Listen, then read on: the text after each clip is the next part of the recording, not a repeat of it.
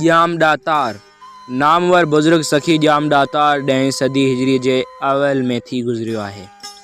हिन जो ताल्लुक़ समन जे दौर सां आहे। ही शहीद मखदूम बिलावल जो अहम ख़लीफ़ो हो।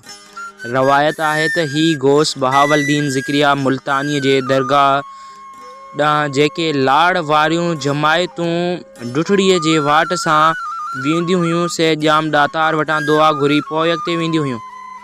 आस पास जा माण्हू जाम दातार में अक़ीदत रखंदा हुआ।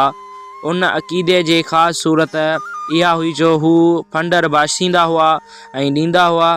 इहा रस्म आॻाटे दौर खां हलंदी पई अचे। तहफ़ीक़िया अल-किराम में लिखे थो त मीरान मोहम्मद जौनपुरी जी तबलीग सबबि सिंध जी मज़हबी माहौल में सख़्त छिकताण पैदा थी। मखदूम ऐं संदसि ख़लीफ़नि मीरान मोहम्मद जौनपुरी जी सख़्त मुखालफ़त कई।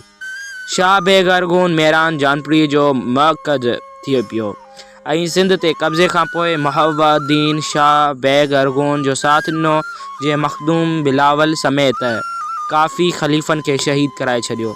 इन्हनि ख़लीफ़नि में सखी जाम दातार बि चयो वञे थो।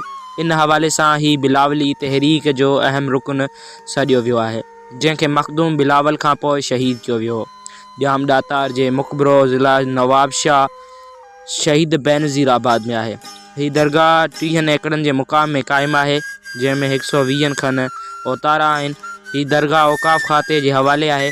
दरगाह ते हर साल जमादिल अवल महीने में पहिरें सूमर ते उर्स ऐं मेलो लॻाईंदो आहे।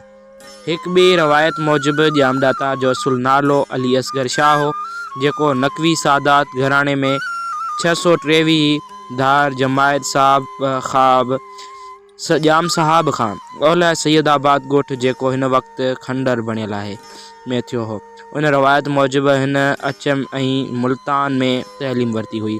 सैयद अली असगर शाह हिते अची मदरसो क़ाइमु कयो ऐं संदसि वफ़ात 700 हिजरी में थी।